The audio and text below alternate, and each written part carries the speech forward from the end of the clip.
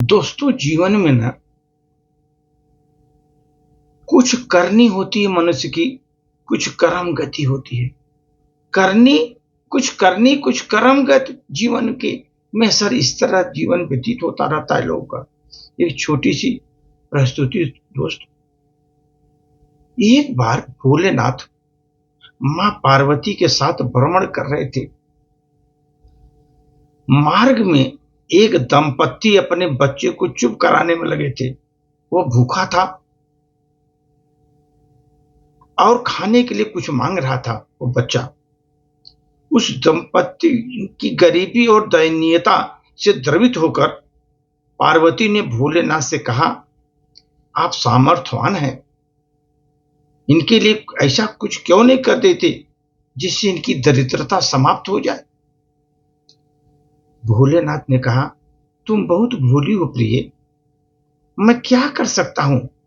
सभी को अपने कर्मानुसार प्राप्ति होती है सब कुछ, और ये अपने पूर्व के लिए कर्मों का ये फल भुगत रहा है बंदा। वर्तमान में भी तामसी प्रवृत्ति अपनाए हुए है वो, वर्तमान में भी उसमें तामसी प्रवृत्ति है। इसके लिए कुछ करने पर भी इनका कुछ भला होने वाला नहीं है। भोलेनाथ ने पार्वती जी से कहा, तो अच्छा तो बोलिए, आप इनके लिए कुछ करना नहीं चाहते। पार्वती जी रूठ गई उनकी बातों पर। उनका हठ को देखते हुए भोलेनाथ बोले, अच्छा, मैं इन तीनों को एक वरदान देता हूं, इनसे कहो जो चाहे मांग ले। वरदान मांग ले तीनों को। भोलेनाथ ने पहले महिला से कहा, तुम क्या चाहती हो, एक वरदान मांग लो। तो महिला बोली, यदि आप सामर्थ्यवान हैं तो मुझे सुंदर बना दें। भोलेनाथ हाथ उठाते हुए अति मोहनी सुंदरी बन गई।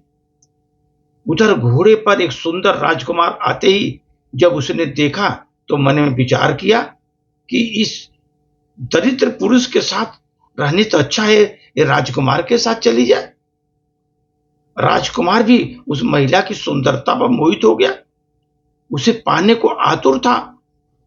दोनों की आंखें चार हो गई दोस्त। घोड़े पर बैठकर वहां से वो पलायन कर गए। अब पुरुष की बारी थी। भोलेनाथ बोले, तुम भी अपना मनचाहा वर मांग लो। दुष्ट स्त्री हमेशा पवित्रता होने का नाटक किया करती थी। जरा सा रूप क्या मिला, मुझे छोड़ दिया। अब बच्चे तक को भूल गई और राजकुमार के साथ भाग गई। बाबा, आप कुछ दे सकते हैं तो मेरी पत्नी को ऐसा कुरूप बना दीजिए कि लोगों को उसकी शकल भी नफरत हो जाए। ऐसा उसको उसका शकल बना दीजिए। भोलेनाथ से बोला, ऐसा ही होगा बस। कहते हुए भोले बाबा ने हाथ उठा दिया। जरा सी देर में वो महिला रोती बिलखती भागती हुई आई। अपने पति से लिपटती हुई बोली, मुझे माफ कर दीजिए, अब आपको छोड़कर कहीं नहीं जाऊंगी। उसका पति जोर से गरजा, अरे चुड़ैल, तुम जैसी कुरूप को मैं नहीं रखने वाला। तुम जहां मर्जी हो जाकर तुम मरो। उन दोनों की नोक-झोंक चल रही थी कि भोलेनाथ ने बच्चे से कहा, बालक, तुम भी जो चाहो एक वर मांग लो। लड़का बोला, बाबा, मेरी मां को पहले जैसा बना दीजिए, मुझे और कुछ नहीं चाहिए। मेरी मां को पहले जैसा बना दीजिए। भोलेनाथ मुस्कुराए, पार्वती से बोले, देखो प्रिय, 3 अनमोल वरदान व्यर्थ हो गए, पर इनकी स्थिति वैसी की वैसी रह गई। जो कुछ किसी को मिलता है वह उसके भाग्य और पुरुषार्थ के अनुसार ही मिलता है।